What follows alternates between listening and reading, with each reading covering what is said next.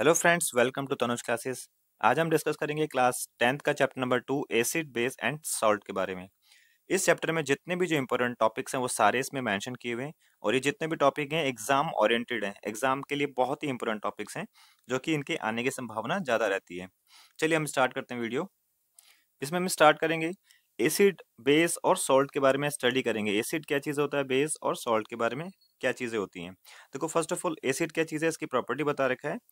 These are substance which have sour taste. जो भी substance खट्टे होते हैं, जो सोर टेस्ट होता है, वो एसिड कैटेगरी में आते हैं। And they turn blue litmus solution red. ये जो है ब्लू लिटमस को जो है रेड में कन्वर्ट कर देता है। ये एसिड की आइडेंटिफिकेशन है। और एसिड जो है they give H plus ion aqueous solutions. ये जितना भी जो एक्वेशियस है जो पानी में घुल सकता है उसमें H प्लस आयन रिलीज करता है। ये इसकी आइडेंटिफिकेशन है। The term acid has been derive from Latin word. देखो ये हिस्टोरिकल है, इसको हटा दीजिएगा। तो ये बेसिकली ध्यान रखना है कि टेस्ट इसका जो है सौर होता है और ये रेड लिटमस पेपर में कन्वर्ट करता है, H प्लस आयन देता है।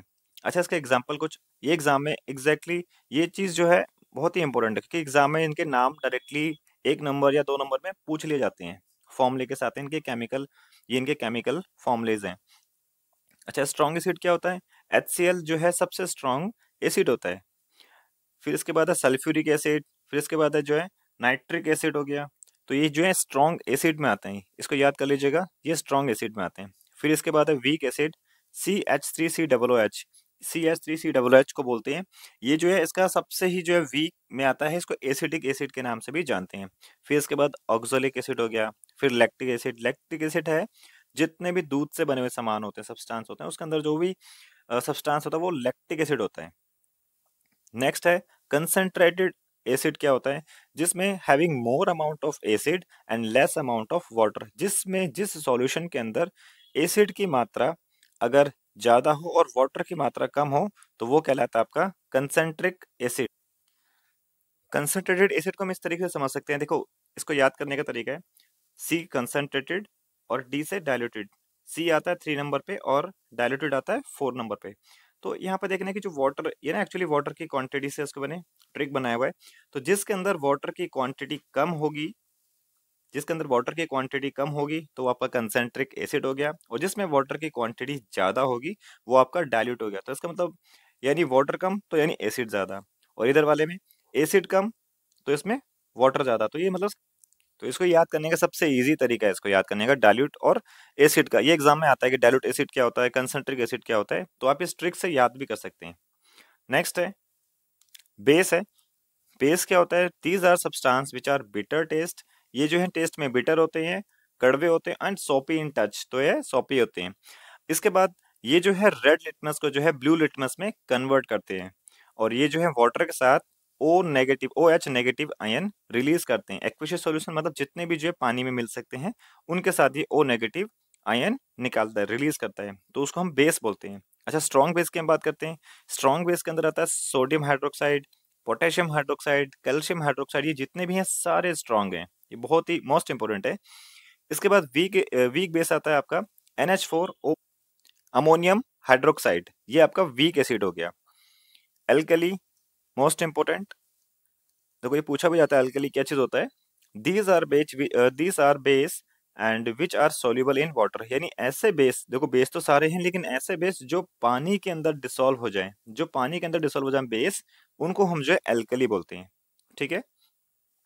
फिर इसके बाद जो थर्ड है इसका टॉपिक, सॉल्ट क्या चीज होता है? These are compound form reaction of acid और बेस। जो दोनों के साथ ही जो रिएक्ट हो जाते हैं इसको हम बोलते हैं सॉल्ट, और सॉल्ट जो है neutralise.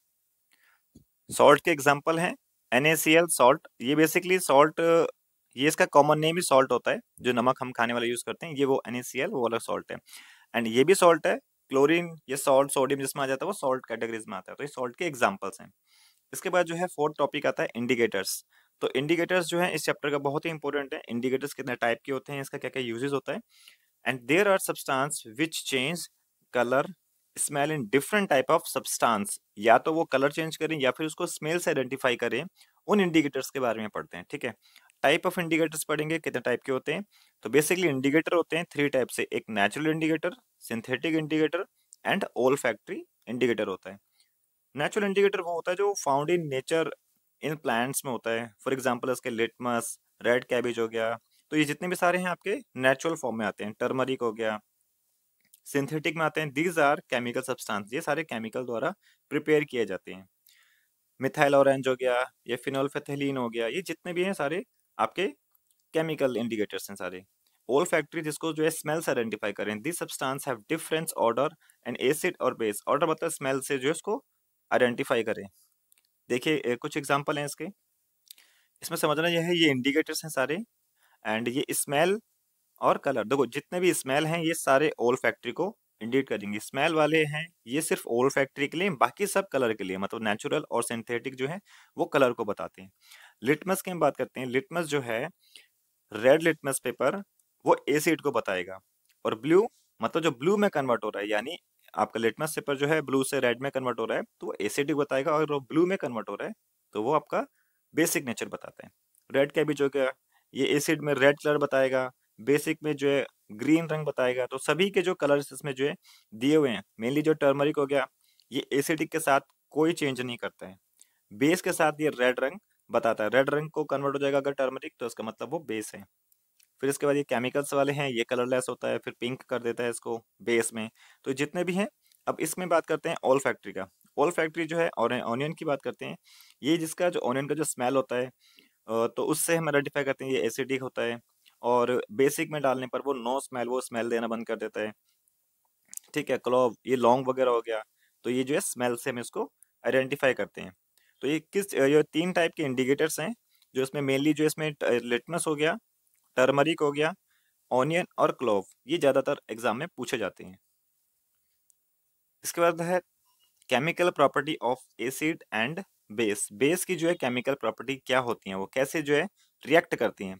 React of metal with, जो एसिड है, अगर देखो मेटल के साथ एसिड को रिएक्ट करवाएंगे, फिर बेस के साथ करवाएंगे। तो एसिड के साथ अगर मेटल को रिएक्ट करवाते हैं तो वो हमेशा सॉल्ट और हाइड्रोजन गैस रिलीज करता है। या तो देखो बेस मेटल, अगर बेस को मेटल के साथ करवाते हैं तब भी वो जो है सॉल्ट और हाइड्रोजन गैस रिलीज करता है। तो दोनों में देखने वाली बात ये है कि एसिड हो या बेस हो, मेटल के साथ वो सॉल्ट और हाइड्रोजन रिलीज करता है। एग्जाम्पल के साथ देखते हैं, HCl, ये सबसे स्ट्रॉन्ग एसिड था, अभी हमने इससे पहले रिवाइज किया था। फिर जिंक एक मेटल है, तो एसिड को मेटल के साथ रिएक्ट करते हैं तो जो क्वेश्चन में दिया देखो सॉल्ट और हाइड्रोजन गैस रिलीज होगा। तो देखिए ये Zn यानी ZnCl, ZnCl2, जिंक क्लोराइड और हाइड्रोजन गैस रिलीज करता है। सिमिलरली ये बेस है सोडियम हाइड्रोक्साइड, ये भी हमने पढ़ा था स्ट्रॉन्ग बेस के बारे में। और यहाँ पे जिंक मेटल है, तो बेस को मेटल के साथ रिएक्ट करवाते हैं तो ये बदले में सॉल्ट और हाइड्रोजन गैस देता है। तो इसको हम पढ़ते हैं सोडियम जिंकेट पढ़ते हैं, सोडियम जिंकेट पढ़ते हैं। तो ये आपको लर्न करना है इसके अंदर कि अगर मेटल को अगर आप एसिड से रिएक्ट करवाते हो तो आपको सॉल्ट और हाइड्रोजन, या बेस से करवाते हैं मेटल के साथ तो सॉल्ट और हाइड्रोजन गैस निकलता है। ठीक है, इसमें एक और चीज का स्टार बना के, hydrogen gas release can be tested by bringing burning of candle near gases bubbles is burst with popup sound. ये बुक में दिया भी हुआ है इसका टॉपिक। जो गैसेस को पता, हाइड्रोजन गैस को पता लगाने के लिए कैंडल पास में लेके जाता है तो ना पॉपअप की आवाज जो है साउंड करता है। तो इसका मतलब है कि हाइड्रोजन गैस रिलीज हो रही है। नेक्स्ट रिएक्शन है reactions of metal carbonate, metal hydrocarbonate के साथ में रिएक्शन करवाते हैं। अगर एसिड को मेटल या फिर मेटल हाइड्रोकार्बोनेट के साथ रिएक्शन करवाते हैं तो इसमें क्या रिजल्ट मिलता है। तो इसमें रिजल्ट मिलता है एसिड को इन दोनों के साथ रिएक्ट करवाने के बाद सॉल्ट और कार्बन डाइऑक्साइड और वाटर रिलीज होता है। ठीक है, दूसरी तरफ बेस को अगर सेम इन दोनों के साथ या तो अगर मेटल कार्बोनेट हो या फिर मेटल हाइड्रोजन कार्बोनेट हो तो वो उस टाइम नो रिएक्शंस करता है, सिर्फ वो एसिड के साथ ही रिएक्शंस करता है। एग्जांपल्स हम समझते हैं एसिड वाले। तो वो HCl एसिड है, तो इसको जो है मेटल कार्बोनेट, देखो मेटल Na को ये सोडियम है और CO3 को बोलते हैं कार्बोनेट, तो ये मेटल कार्बोनेट हो गया। तो यहाँ पे क्या रिजल्ट मिलेगा, देखो अभी मैंने ऊपर पढ़ा था सॉल्ट, कार्बन डाइऑक्साइड और हाइड्रोजन। तो इस प्रकार से ये फॉर्मूला यहाँ पर तैयार हो जाता है। ये पूरी जो है एक केमिकल इक्वेशन है ये। फिर इसके बाद अगला एक और एग्जांपल इसी का जो है, ये एसिड है, फिर इसको जो है NaCH, देखो यहाँ सोडियम हाइड्रोकार्बोनेट, तो ये जो मेटल के साथ करवाया था, ये मेटल हाइड्रोजन कार्बोनेट के साथ रिएक्ट करवाते हैं तब भी जो यहाँ पे सोल्ट, कार्बन डाइऑक्साइड और वाटर रिलीज होता है, मतलब निकलता है यहाँ से। अच्छा, इसके बाद carbon dioxide can be tested by through lime water के साथ, अगर कार्बन डाइऑक्साइड के साथ इसको रिएक्ट करवाते हैं कैल्शियम ऑक्साइड को, कैल्शियम हाइड्रोक्साइड को, तो यहाँ पर जो है CO3, देखो CaOH को हम क्या बोलते हैं, ये बेसिकली जो है इसको जो है क्विक लाइम, इसको जो है क्विक लाइम वाटर के नाम से भी इसको जानते हैं। ये जो है बेसिकली लाइम वाटर है, CaOH calcium hydroxide lime water बोलते हैं। जो यहाँ पे रिजल्ट होगा, जो यहाँ पे प्रोडक्ट तैयार होगा, फिर आप रिलीज होगा यहाँ पे CaCO3 कैल्शियम कार्बोनेट, जिसको इसको लाइम स्टोन भी बोलते हैं। इसका कॉमन नेम होता है लाइम स्टोन होता है, और वाटर मिलेगा यहाँ पे, ठीक है। ये जो है lime water turn milky form में हो जाएगा ये। फिर इसी के साथ when excess of carbon dioxide passing, जब जो उसमें कार्बन डाइऑक्साइड को ज्यादा मात्रा में अगर हम उसको पास करवाते हैं, तो ये CaCO3 है calcium carbonate, limestone, carbon dioxide और वाटर के साथ रिएक्ट करवाते हैं, तो ये कैल्शियम हाइड्रोकार्बोनेट निकलता है, मिल्कीनेस डिसअपीयर, और वो जो दूधिया रंग था वो उसमें खत्म होना स्टार्ट हो जाता है। तो ये आपका रिएक्शन था। फिर उसके बाद है reaction of acid and base with each other. Acid और बेस को आपस में इसको रिएक्ट करवाने के बाद, एसिड और बेस को रिएक्ट करने पर रिजल्ट हमेशा जो है सॉल्ट और वाटर मिलता है। ये सबसे पहले हम जो स्टडी किया था, न्यूट्रलाइज बोलते हैं इसको। न्यूट्रलाइज रिएक्शंस क्या होता है, reaction of acid with base is called neutralizations. जब एसिड और बेस को जो हम रिएक्ट करवाते हैं तो इसको बोलते हैं न्यूट्रलाइज। एग्जांपल में दिया है HCl, ये जो है स्ट्रॉन्ग एसिड है, एंड सोडियम हाइड्रोक्साइड ये स्ट्रॉन्ग बेस है। तो स्ट्रॉन्ग बेस को स्ट्रॉन्ग एसिड से हम रिएक्ट करवाते हैं, तो यहाँ पे NaCl H2O रिलीज होता है। इसमें देखिएगा, स्ट्रॉन्ग एसिड को अगर वीक एसिड से करवाते हैं तो हमेशा जो है यहाँ पर सॉल्ट, एसिडिक सॉल्ट और वाटर रिलीज होता है। तो वाटर सभी में रिलीज होने वाला है। ध्यान रखना, जो स्ट्रॉन्ग की बात कर रहे हैं, जो ज्यादा पावरफुल है उसका डोमेन ज्यादा रहेगा, उसका दबदबा ज्यादा रहने वाला है, ठीक है। देखो स्ट्रॉन्ग, देखो मान लो फॉर एग्जांपल ये ताकतवर है और ये कमजोर है, तो सीधी सी बात है ताकतवर ही जीतेगा। तो इस रिजल्ट में जो है एसिडिक सॉल्ट और वाटर रिलीज होगा। अब यहाँ पे देखिए, जब वीक एसिड होगा और स्ट्रॉन्ग बेस होगा, तो सीधी सी बात है बेसिक का नेचर ज्यादा है, यानी वो स्ट्रॉन्ग है तो बेसिक और वाटर रिलीज होगा। स्ट्रॉन्ग एसिड और स्ट्रॉन्ग बेस है, दोनों ही देखो बराबर है, तो यहाँ पर न्यूट्रलाइज हो जाएगा, और बदले में साथ साथ वाटर रिलीज होता है। अच्छा, दोनों ही बराबर, जब दोनों ही इक्वल होते हैं तो यानी न्यूट्रलाइज होता है। तो वीक एसिड और वीक बेस रहेगा, तो वहां पर जो है न्यूट्रलाइज हो जाएगा और प्लस वाटर मिलेगा। तो याद करने का सबसे आसान तरीका, ध्यान रखना कि कोई भी दो इसमें दो पर्सन के बीच में लड़ाई हो रही है, एक जो है ताकतवर है और एक जो है कमजोर है, तो जो ताकतवर होता है वो जीतता है। अगर दोनों की पावर इक्वल है तो यानी वो न्यूट्रलाइज हो जाएगा, प्लस वाटर देगा। वाटर देखो सभी में जो है वाटर रिलीज होगा, ठीक है। तो ये आपको याद रखना है कि एसिड और बेस को रिएक्ट करवाते हैं तो सॉल्ट और वाटर रिलीज होता है। इसके बाद है reaction of metal oxide with acid. तो ध्यान रखना, जो मेटल ऑक्साइड होता है इसका ही नेचर जो होता है, मेटल ऑक्साइड एक बेस होता है। इसका जो नेचर होता है बेस होता है, बेसिक नेचर होता है इसका। तो देखो यहाँ पर भी सेम रिजल्ट निकल कर आने वाला है। बेस को जब हम एसिड से रिएक्ट करवाएंगे तो हमारे को क्या मिलेगा, सॉल्ट प्लस वाटर मिलेगा यहाँ पे, ठीक है। देखिए metal oxide are basic nature, example है calcium oxide, magnesium oxide are basic oxides. तो मेटल ऑक्साइड को एसिड से करवाएंगे तो सॉल्ट और वाटर निकलेगा, क्योंकि देखो मेटल ऑक्साइड जनरली क्या बन गया, एक बेस बन गया, फिर बेस को एसिड से करवाएंगे तो सेम रिजल्ट निकल कर आने वाला है।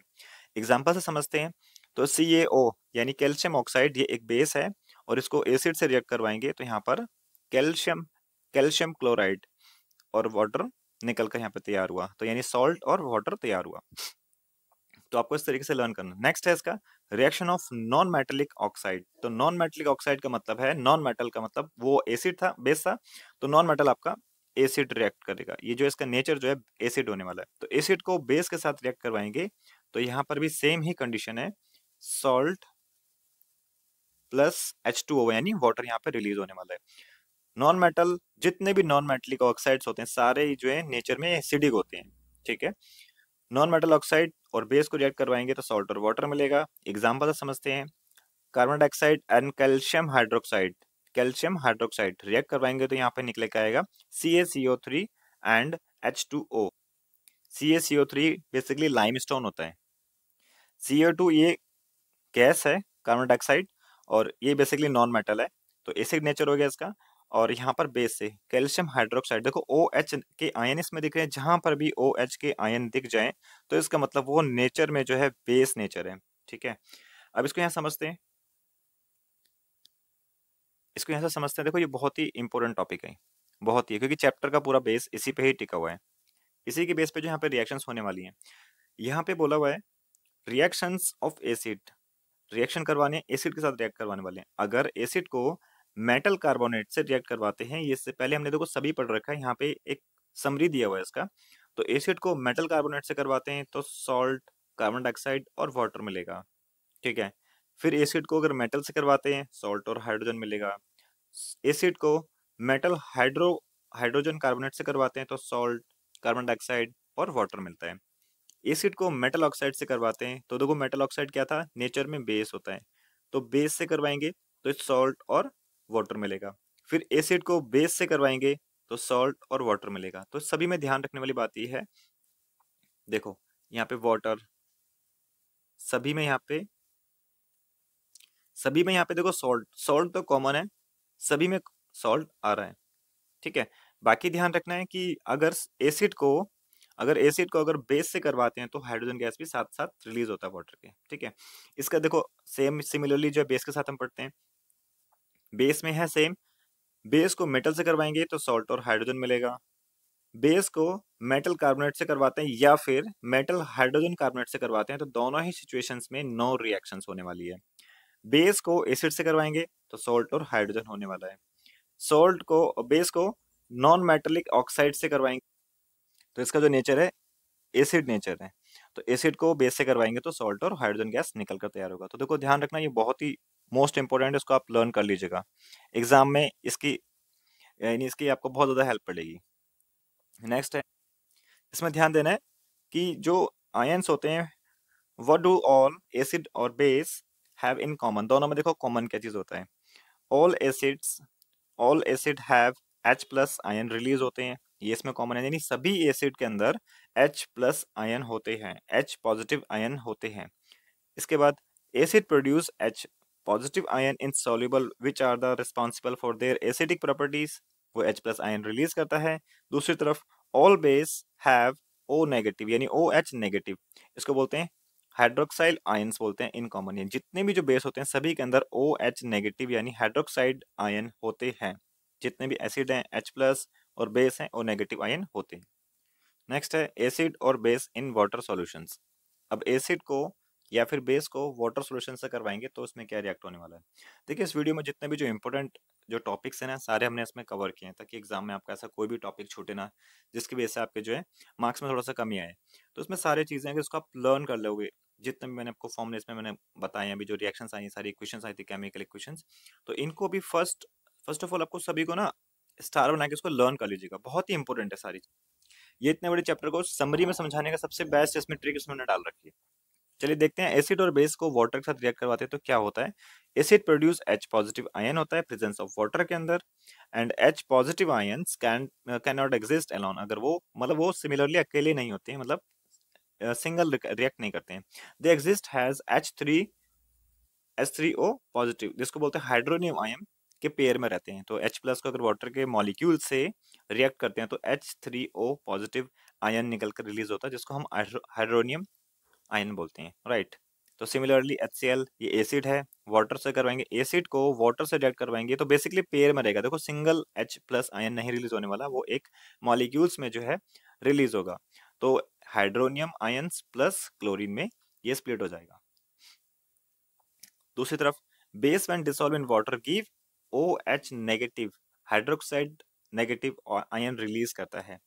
सोडियम हाइड्रोक्साइड ये हमने पढ़ा था स्ट्रॉन्ग बेस है, तो इसको देखो ऊपर H2O लिखा हुआ है, एरो के ऊपर H2O लिखा हुआ है, तो इसका मतलब क्या है, यानी प्रेजेंस ऑफ वाटर। ध्यान रखना, प्रेजेंस ऑफ वाटर, अगर ट्राइंगल का शेप बनता है तो उसका मतलब हीट रिलीज हो रही है, एनर्जी रिलीज हो रही है, वो उसको इंडिकेट करता है। तो सोडियम हाइड्रोक्साइड वाटर के प्रेजेंस में क्या करेगा, तो सोडियम और O नेगेटिव आयन रिलीज करता है। देखो यहाँ पे O नेगेटिव में स्प्लिट हो गया। दूसरा एग्जांपल मैग्नीशियम हाइड्रोक्साइड, वाटर के प्रेजेंस में मैग्नीशियम और यहाँ पे O नेगेटिव आयन रिलीज करता है। ध्यान रखना इसी क्वेश्चन को, base solution in water, base soluble in water are called alkali, जितने भी बेस अगर वाटर में इंक्लूड हो जाते हैं, मतलब वाटर में डिसॉल्व हो जाते हैं, तो उसको हम बोलते हैं एल्कली बोलते हैं, ठीक है। इसके बाद है while dilute acid is recommended that the acid should be added to water and not water to acid because the process of dissolving and an acid or base in water is highly exothermic। देखो ये बता रखा है जो water को और acid को आपस में किस प्रकार से मिलाना चाहिए और किस तरीके से बता रखा है। देखो दो इसमें एग्जांपल हैं, दो इसमें डायग्राम दिया हुआ है।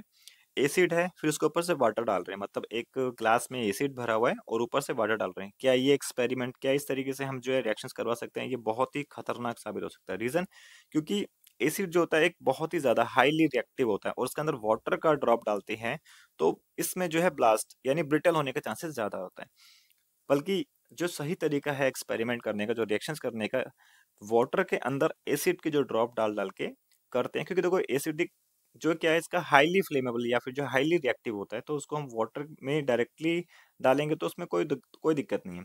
लेकिन एसिड में वाटर को डालेंगे तो ये बहुत ही ज्यादा एक एक्सप्लोसिव चीजें बन सकती हैं, ठीक है। और यहाँ पर जो है break due to excessive local heating, ये जो है मतलब बहुत ही हीट जनरेट कर ये बहुत एक्सप्लोसिव होता है ये।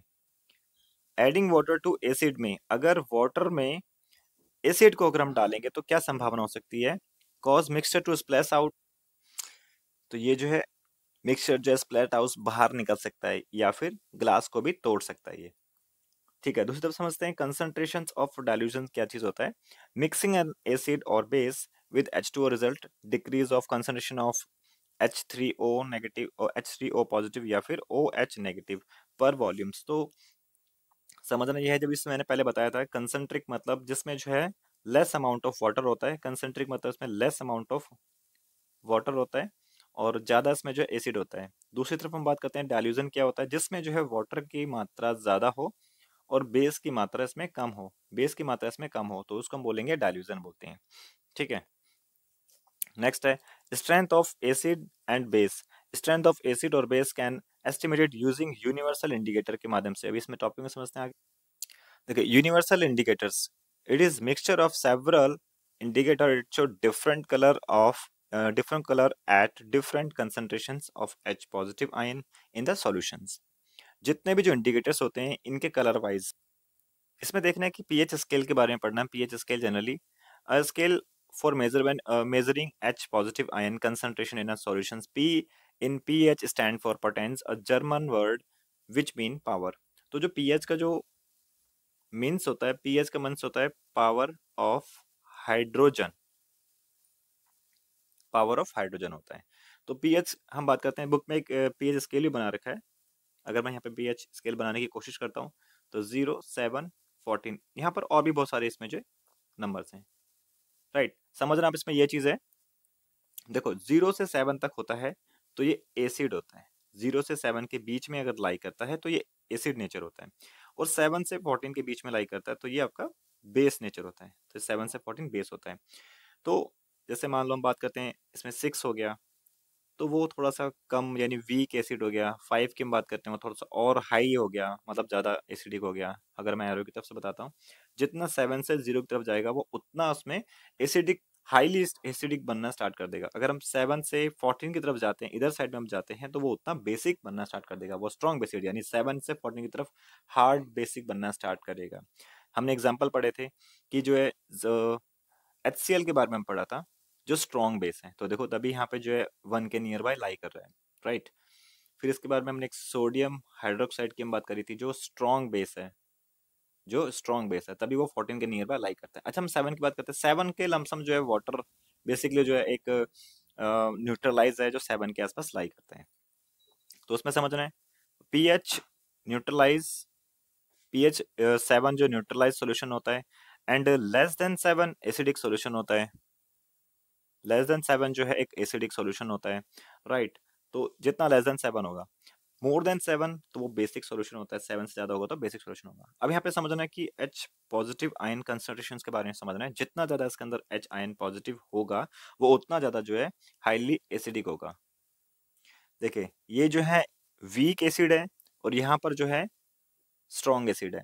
तो ये जो बता रखा है, जो इंडिकेटर बता रखा है, ये H प्लस आयन बता रखा है। जितने ज्यादा इसमें H प्लस आयन होंगे जितने ज़्यादा एच आयन होंगे वो उतना ज़्यादा हाईली स्ट्रॉन्ग एसिड होगा, राइट। जितना कम एच आयन होंगे तो वो उतना वीक होगा। दूसरी तरफ हम बात करते हैं ओ नेगेटिव की बात करते हैं, ओ एच नेगेटिव की बात करते हैं, हाइड्रोक्साइड की हम बात करते हैं। जितना ज़्यादा इसमें हाइड्रोक्साइड होगा, जितना ज़्यादा हाइड्रोक्साइड होगा उतना ज़्यादा वो स्ट्रॉन्ग बेस होगा, और जितना कम होगा वो उतना ही वीक बेस कहलाएगा, ठीक है। नेक्स्ट है on diluting N acid, pH इसके लिए इसमें जो इंक्रीज होता है, एंड डाइल्यूटिंग अ बेस, इसमें पीएच की जो वैल्यू होती है डाउन होती है। यहाँ पे समझो न्यूमेरिटर के अकॉर्डिंग, तो एक पीएच स्केल दिया हुआ है यहाँ पर, 0 से 14 के बीच में स्केल दिया हुआ है। तो 7 से 0 की तरफ जाते हैं तो वो नेचर यहाँ से बढ़ रहा है, एरो का मतलब बता रखा है 7 से 0 की तरफ जाने पर उतना आपका एसिडिक नेचर बढ़ता स्टार्ट हो जाएगा, यानी बढ़ना स्टार्ट करता है। और 7 से 14 की तरफ जाएंगे तो यहाँ पर इस तरफ बढ़ेगा। तो उसकी दो डायरेक्शंस होती हैं, राइट। तो H प्लस आयन की बात बता रखा है, अगर हम 7 से 0 की तरफ जाते हैं तो H आयन बढ़ता है, और 7 से 14 जाते हैं तो यहाँ पर H आयन यहाँ पर जो है, सॉरी, यहाँ पर जो है घटता है, ठीक है, यहाँ पर घटता है और इधर की साइड में बढ़ता है। जितना H आयन बढ़ेगा वो एसिड होगा, और जितना H आयन कम होगा वो एसिडिक, क्या बेस भी यहाँ पर कम होता हुआ चल जाएगा, वो बेसिक उतना ज्यादा होगा। यानी H आयन कम होगा तो यानी यहाँ पे O नेगेटिव आयन बढ़ेगा, सिंपल सी बात है। एक बुक के अंदर ये भी चीज दिया हुआ है, इसमें स्केल दिया हुआ कंसंट्रेशंस वाला, ये इस प्रकार से स्केल है, और ये जो है H पॉजिटिव को दिखाता है और यहाँ पे O नेगेटिव को दिखाता है। देखो जितना ज्यादा यहाँ पे O नेगेटिव बढ़ रहा है तो यानी वो बेसिक बनता जा रहा है, और यहाँ पे जितना ज्यादा इधर इधर साइड में चलते हैं, जितना अगर हम H पॉजिटिव की हम बात कर रहे हैं, जितना पॉजिटिव बढ़ेगा तो एसिडिक की तरफ बढ़ता चल जाएगा, ठीक है। कुछ एग्जाम्पल है जो डेली लाइफ में जो इसका यूजेस होता है। Important of pH in every day life में यूज होने वाली चीजें, plant and animal are pH sensation sensitive दिया हुआ है इसमें। Our body work with the pH range 7 to 7.8, जो हमारी बॉडी का पीएच होता है वो 7 से 7.8 के पीएच के बीच के ही रहना चाहिए। अगर इससे ऊपर और नीचे होता है तो बॉडी को बहुत सारी प्रॉब्लम होना स्टार्ट कर देती है, अगर ज्यादा हो गया तो मरने तक की संभावना आ जाती है। नेक्स्ट है when pH of acid water, या फिर इसको बोलते हैं रेन वाटर बोलते हैं, एंड इज लेस देन 5.6, यानी एसिड रेन जो होती है वो लेस देन 5.6 होती है तो वो एसिड रेन में कैटेगराइज हो जाती है, it called acid rain. PH of the soil, soil का भी जो है पीएच स्केल होता है, पीएच वैल्यू होती है उसकी भी, and plant required a specific pH range for their healthy grow, उसका भी एक पीएच वैल्यू होती है, उसी के बीच में वो जो है ग्रो करता है। अगर इससे ऊपर नीचे होता है तो वो भी ग्रो नहीं कर पाता है। इसके बाद है थर्ड पॉइंट है pH in our digestive system, हमारा जो डाइजेस्टिव सिस्टम है इसके अंदर भी पीएच होता है, क्योंकि our stomach produce HCl acid which help in digestion, जो हमारे पेट के अंदर HCl होता है जो हाईली एसिडिक होता है। अगर इसी की मात्रा जब बढ़ जाती है तो पेट में एसिड जो है बढ़ जाता है, तो उसको हम न्यूट्रलाइज करने के लिए लाइक इनो टाइप से हम कुछ पीते हैं, जो भी हम बेस वगैरह पीते हैं, तो पेट न्यूट्रलाइज तभी हो पाता है, राइट। जितना ज़्यादा पेट में एसिडिक होता है तो हम उतना न्यूट्रलाइज मतलब करने के लिए उसको बेस पी लेते हैं, तो वो न्यूट्रलाइज पेट हो जाता है। And during an ingestions and indigestions, stomach produce more acid and cause pain and irritations, right। तो ये एग्जांपल्स हैं कुछ पेट को रिलीफ करने के लिए, डाइजेशन को करने के लिए। अगर पेट में एसिडिक बढ़ता है तो उसको जो है न्यूट्रलाइज करने के लिए इसमें कुछ एग्जांपल्स हैं, देखो मिल्क ऑफ मैग्नीशिया जो डाइजिन वगैरह जो के अंदर होता है, ये न्यूट्रलाइज करते हैं, ये राइट, ये एक्सेस एसिड को न्यूट्रलाइज करते हैं। And pH in age cause of tooth decay, जो दांतों का सड़ना भी होता है वो भी पीएच वैल्यू होता है। देखो tooth decay started when pH of mouth in lower than 5.5, 5.5 से नीचे होने पर भी जो है दांत सड़ना स्टार्ट हो जाते हैं, ठीक है। Tooth animal made up of calcium phosphate, ये देखो इंपॉर्टेंट है। And hardest substance in our body, हमारी बॉडी का सबसे हार्डेस्ट पार्ट जो है क्या होता है, एनिमल होता है, दांत का एनिमल, जो दांत के ऊपर की जो आउटर लेयर होती है उसको बोलते हैं animals. And does not dissolve in water, but carrots when pH is lower than 5.5 due to the acid produced by the degradation of the food particle by bacteria, तब उसको जाके जो कीड़े वगैरह उसको खाना स्टार्ट कर देते हैं। अगर इससे ज्यादा कम होना स्टार्ट करता है तभी दांत सड़ते हैं। इसके बाद यूजिंग टूथ पे जनरली जो है basic tooth decay can be prevented, तभी जो है इसमें बेसिक नेचर इसमें इंक्लूड किया जाता है। यहाँ समझना self defence by animals plant through the chemical welfare, तो सभी के अंदर जो है जैसे बी स्टिंग लीव, देखो एनिमल्स वगैरह से बचने के लिए केमिकल उपचार क्या चीज होती है, या फिर जो है इसको न्यूट्रलाइज करने के लिए क्या इसमें जो है इसमें सॉल्यूशन दिया हुआ है। बी स्टिंग जो मधुमक्खी का जो डंक होता है, leave an acid which cause pain, जब वो डंक मार देती है तो बेसिकली वो एसिड हमारे हाथ या फिर जहां पर भी मारती है तो एसिड रिलीज करती है, ठीक है, तो जिसकी वजह से हमारे को दर्द होता है एंड इरिटेशन होती है। Use of mild base like baking soda stung area give relief, हम उसके आसपास जहाँ पर भी डंक अगर मक्खी ने लगाया तो वहां पर उसके आसपास बेकिंग सोडा अगर हम लगा देते हैं, क्योंकि बेकिंग सोडा बेसिकली क्या चीज़ है, ये नेचर में बेस है, और बेस को एसिड के साथ अगर आप रिएक्ट करवाते हैं तो वो न्यूट्रलाइज हो जाता है, फिर हाथ में जो दर्द होना होता है वो ठीक हो जाता है। फिर इसके बाद string hair of the nettle leaves injected and the methanoics and acid cause burning sensation of the pains and rubbing with the leaf of dog plant and give relief. तो ये भी इस प्रकार से उसको भी न्यूट्रलाइज जनरली किया जाता है, एसिड को बेस से न्यूट्रलाइज किया जाता है। नेक्स्ट देखो, पीएच ऑफ सॉल्ट, तो स्ट्रॉन्ग एसिड को स्ट्रॉन्ग बेस से करवाते हैं, क्योंकि देखो दोनों ही जो चीजें स्ट्रॉन्ग है, तो यहाँ पर क्या हो जाएगा, न्यूट्रलाइज हो जाएगा और इसका पीएच वैल्यू हो जाएगा 7। स्ट्रॉन्ग एसिड है और वीक बेस है, समझने वाली बात ये है, समझो कि इसमें स्ट्रॉन्ग बेस है, तो यानी ज्यादा दबदबा किसका है या ज्यादा डोमेन किसका रहेगा, स्ट्रॉन्ग का, तो यानी वो एसिड रहेगा, तो एसिडिक सॉल्ट रहेगा और उसका पीएच रहेगा लेस देन 7, क्योंकि जो पीएच की जो वैल्यू थी 7 से नीचे आने पर वो एसिडिक होता चले जाता है। And salt strong base and weak acid, अगर स्ट्रॉन्ग बेस है और वीक एसिड से हम उसको रिएक्ट करवा रहे हैं तो उसका नेचर सीधी सी बात है बेस रहने वाला है, तो कि यानी पीएच वैल्यू उसका 7 से ज्यादा होगा, यानी मोर देन 7 पीएच इसकी वैल्यू होने वाली है, तभी वो बेस होने वाला है। नेक्स्ट है, इसमें से काफी फॉर्मूले डायरेक्टली जितने भी यहाँ पे लिखे हुए हैं, जितने भी जो केमिकल जो सॉल्ट कॉमन नेम लिखे हुए हैं सभी बहुत इंपॉर्टेंट है एग्जाम में, इनके ना नेम और इनके फॉर्मूले लर्न कर लेना, एग्जाम में बहुत ही ज्यादा पूछे जाते हैं ये चीजें। देखो केमिकल फ्रॉम कॉमन सॉल्ट्स के बारे में इसमें स्टडी करेंगे, इसमें जो 5 टाइप के इसमें दिए हुए हैं, फर्स्ट है इसमें सोडियम हाइड्रोक्साइड जिसका जो फॉर्मूला होता है NaOH, फिर इसके बाद ब्लीचिंग पाउडर होता है CaOCl2 होता है, फिर इसके बाद बेकिंग सोडा है NaHCO3 होता है, फिर इसके बाद वॉशिंग सोडा होता है Na2CO3 multiplied 10 molecule of water, फिर इसके बाद है plaster of Paris CaSO4 half multiply half H2O, right. तो इसको आप समझना है। तो सोडियम हाइड्रोक्साइड का इसमें दिया हुआ जनरली, तो देखो सोडियम हाइड्रोक्साइड फॉर एग्जांपल इसमें दिया है, एंड ये NaCl जो बेसिकली जो सॉल्ट है वाटर के साथ इसको रिएक्ट करवाने के बाद सोडियम हाइड्रोक्साइड बनकर तैयार होता है, फिर क्लोरीन और हाइड्रोजन, तो बेसिकली यहाँ पे सोडियम हाइड्रोक्साइड तैयार हुआ मिलकर। तो इसमें समझना है कि an annoyed at annoyed, annoyed क्या होता है, देखो एनॉइड का जो पिछली क्लास में मैंने बताया था, पिछली वीडियो में जो हमारी चैप्टर नंबर 1 की वीडियो थी, इसमें ये बताया था जो एनोड था वो नेगेटिव चार्जेस को फॉर्म करता है, जो कैथोड है वो पॉजिटिव चार्ज को फॉर्म करता है। देखो इसको इस तरीके से लर्न कर सकते हो, ए ऐसे ए बनता है, मतलब ए का यहाँ पे नेगेटिव, उसको आप ऐसे नेगेटिव से याद रख सकते हो, बाकी जो है सी इसका जो हो गया अपोजिट, तो सी जो हो गया इसका पॉजिटिव हो गया, अपोजिट हो गया इसका, ठीक है। आप समझना है, यूज समझना है इसका जो है NaOH सोडियम हाइड्रोक्साइड का यूजेस क्या होता है। H2 बेसिकली, अच्छा H2 का यूज होता है, H2 जो होता है बेसिकली फ्यूल में होता है, या फिर मार्जिन्स के अंदर इसका यूज होता है, मैगजीन्स हो गया। नेक्स्ट में यूज समझेंगे, इसका यूज क्या होता है, देखो इसमें हाइड्रोजन का यूज पढ़ते हैं, इसका यूज फ्यूल के अंदर होता है, बेसिकली क्लोरीन का जो होता है वाटर ट्रीटमेंट के अंदर होता है, और भी सब चीजें हैं, तो मेनली चीजें हैं वाटर ट्रीटमेंट के अंदर होता है। HCl का होता है क्लीनिंग स्टील मेडिसिन वगैरह के अंदर यूज होता है। सोडियम हाइड्रोक्साइड का यूज जो होता है वो डिक्रीजिंग मेटल हो गया, है ना, डिक्रीजिंग मेटल हो गया, सॉप पेपर मेकिंग के अंदर यूज होता है। एंड क्लोरीन का बेसिकली क्लोरीन और सोडियम हाइड्रोक्साइड का यूज जो है ब्लीच या फिर house hold and bleaching fabrics के अंदर बनाने के लिए इसका यूज होता है, ये इसके टर्म्स है यूज करने के।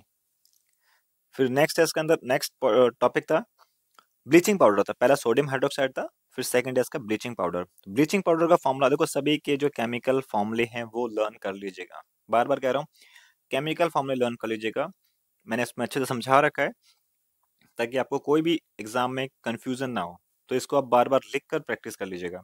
अच्छा, it is produce by the action of chlorine only on drawing slack lime.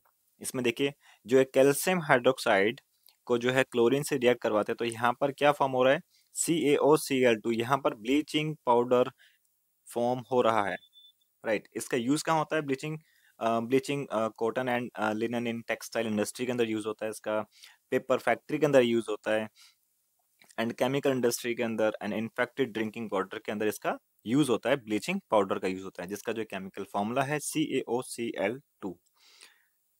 फिर इसके बाद आता है बेकिंग सोडा आता है, तो बेकिंग सोडा जिसको जनरली जो है सोडियम हाइड्रोजन कार्बोनेट भी बोलते हैं, ये इसका देखो बेकिंग सोडा क्या इसका कॉमन नेम हो गया, और सोडियम हाइड्रोजन कार्बोनेट क्या हो गया इसका, ये इसका केमिकल नेम हो गया, और ये NaHCO3 इसका हो गया केमिकल फॉर्मूला हो गया। तो तीनों चीज पता होना चाहिए आपको, कंफ्यूज मत होना कि किस में कुछ भी मत बता देना, ठीक है।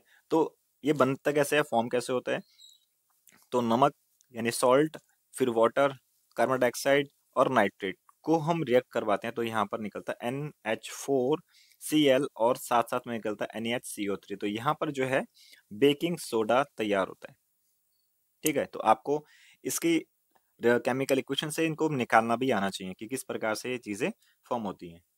बेकिंग सोडा का जो था, it is mild non corrosive base होता है ये, right. When it is heat during cooking, अब जो खाना टाइम में मतलब वो खाने बनाने के टाइम में हीट रिलीज वगैरह करना, देखो ये जो सिंबल लगा हुआ है ट्राइंगल का बेसिकली हीट को रिप्रेजेंट कर रहा है कि हीट इसमें से रिलीज हो रही है। तो NaHCO3 बेकिंग सोडा को हम जो निकालते हैं, रिएक्ट करवाएंगे इसको हीट के प्रेजेंस में, तो sodium carbonate, water and carbon dioxide release होता है। सोडियम कार्बोनेट का जो यूज क्या होता है, यानी बेकिंग पाउडर का जो यूज होता है, उसका यूज किस लिए होता है वो बता रखा है। फॉर बेकिंग पाउडर हो गया, राइट। फिर इसके बाद जो है एन इनग्रेडिएंट इन एंटासाइड्स के अंदर यूज हो गया, use in soda acid fire extinguishing के अंदर यूज होता है। तो ये सब इनका यूजेस होता है। फोर्थ है वॉशिंग सोडा। तो वॉशिंग सोडा का फॉर्मूला निकाल लीजिएगा, sodium carbonate and multiply by 10 molecule of water and recrystallisation of sodium carbonate give washing soda, it is the basic salt. तो यहाँ पर सोडियम कार्बोनेट को 10 मॉलिक्यूल ऑफ वाटर से react करवाने पर यहाँ पर क्या तैयार होता है, ये वॉशिंग सोडा तैयार होता है, वॉशिंग सोडा। इसका यूज क्या होता है वॉशिंग सोडा का? तो in glass, soap and paper industry के अंदर इसका यूज होता है वॉशिंग सोडा का। And manufacture of borax and cleaning agent for domestic purpose के अंदर इसका यूज होता है। डोमेस्टिक पर्पस मतलब घर में भी इसका यूज होता है, वॉशिंग सोडा वगैरह कपड़े वगैरह के अंदर भी इसका यूज किया जाता है। And for removing permanent hardness of water, water की हार्डनेस को भी रिमूविंग करने के लिए इसका यूज किया जाता है वॉशिंग सोडा का। तो याद कर लीजिएगा, इसमें 10 मॉलिक्यूल्स है। अगर इसी में देखो सेम फॉर्मूला है, इसी को अगर आप हाफ कर दोगे तो ये पीओपी बन जाता है। रिमूविंग लास्ट है इसमें 5, इसके अंदर है प्लास्टर ऑफ पेरिस, जिसको कैल्शियम सल्फेट हेमीहाइड्रेट्स के नाम से भी जानते हैं। बेसिकली इसका जो कॉमन नेम हो गया, ये इसका जो है कॉमन नेम इसका प्लास्टर ऑफ पेरिस, ये इसका केमिकल नेम हो गया, ये इसका केमिकल फॉर्मूला हो गया। तो CaSO4 half molecule of water on heating gypsums. Gypsum देखो, जिप्सम का और इसमें जो प्लास्टर ऑफ पेरिस है पीओपी का, जो इसमें डिफरेंशियल सिर्फ इसका है कि इसमें हाफ है और इसमें 2 है, बाकी दोनों फॉर्मूले सेम है, इसको दो दो बार लर्न करने की जरूरत नहीं है। ठीक है। And 373 kelvin, it loss water molecules and become plaster of Paris, यहाँ पर बनकर तैयार होता है जब। एंड इसका use, it is a white powder and on mixing with water it change to gypsum में चेंज होता है। जिप्सम का वर्क क्या होता है, बेसिकली जिप्सम जो होता है सीमेंट वगैरह के अंदर भी यूज होता है, इसके अंदर यूज होता है पीओपी में। इसका यूज होता है हार्डनेस करने के लिए अंदर। ये जितना सूखता जाएगा, जैसे मान लो सीमेंट को पानी में डालते हैं, पानी के साथ वो रिएक्ट करता है सीमेंट, और जितना सूखेगा उतना हार्डनेस उसके अंदर आना स्टार्ट हो जाती है। तो जिस बेसिकली जिप्सम का वर्क होता है हार्डनेस करने के लिए यूज होता है, चीज को हार्ड करने के लिए। तो यहाँ पर जो है CaSO4 and multiply of half H2O, and इसको फिर 1:1 H2O को अगर हम रिप्रेजेंट करते हैं, इसको रिएक्ट करवाते हैं, तो यहाँ पे CaSO4 2H2O फॉर्म होता है, यहाँ पर जिप्सम तैयार हो जाता है, राइट। पीओपी का इसमें यूज क्या होता है, डॉक्टर यूज, जैसे फ्रैक्चर वगैरह हो जाता है तो प्लास्टर लगाते हैं, तो वो प्लास्टर बेसिकली यही होता है। फॉर मेकिंग टॉयज वगैरह बनाने के लिए घर के डेकोरेशंस के अंदर जो है पीओपी का यूज होता है। बहुत सारे टॉयज या फिर मूर्ति वगैरह होती है, उनमें यूज होता है इसका। फॉर मेकिंग सरफेस स्मूथनेस के लिए भी इसका यूज किया जाता है, right. Water crystallizations, it is fix number of water molecules present in one formula unit of a salt. इसको यहाँ इसमें समझना है, सारे मॉलिक्यूल दिया वाटर क्रिस्टलाइजेशंस का CaSO4 and 5 molecules of water. इसको क्या बोलते हैं, बेसिकली इसको बोलते हैं ब्लू विट्रॉल्स के नाम से उसको जानते हैं। ये ब्लू विट्रॉल्स हैं, वैसे ये एग्जाम में है नहीं। Next Na2CO3 and 10 molecules of water has 10 water molecules. इससे हमने पहले वॉशिंग सोडा होता है, 10 मॉलिक्यूल्स इसके अंदर होते हैं, इसको बोलते हैं ये वॉशिंग सोडा हो गया। एंड CaSO4 जिसके अंदर 2 मॉलिक्यूल्स होते हैं, वाटर के 2 मॉलिक्यूल्स हैं, तो इसको बोलेंगे, ये हमारा जो है हमने पढ़ा था इसको, जिप्सम पढ़ा था हमने। तो उसको आप याद रखना, 10 मॉलिक्यूल्स हैं, तो यानी वॉशिंग सोडा की बात कर रहा है, 2 मॉलिक्यूल्स हैं तो जिप्सम की बात कर रहा है। हमारा चैप्टर इसमें कंप्लीट हो चुका है। जितने भी इसमें जो केमिकल इक्वेशंस मैंने इसमें आपको लिखवाई थी या याद करवाई थी, उसको आप एक बार दोबारा से देख लीजिएगा। उसको अच्छे से लर्न कर लीजिएगा। एग्जाम में बार बार चीज़ें पूछी जाती हैं। ठीक है, वीडियो अगर पसंद आई हो तो लाइक कीजिएगा, शेयर कीजिएगा और चैनल को सब्सक्राइब कर लीजिएगा, ताकि हमारी आने वाली जितने भी चैप्टर्स की वीडियोस हैं आपके एग्जाम के लिए बहुत ज़्यादा हेल्पफुल हो सकती है। ठीक है, थैंक यू सो मच।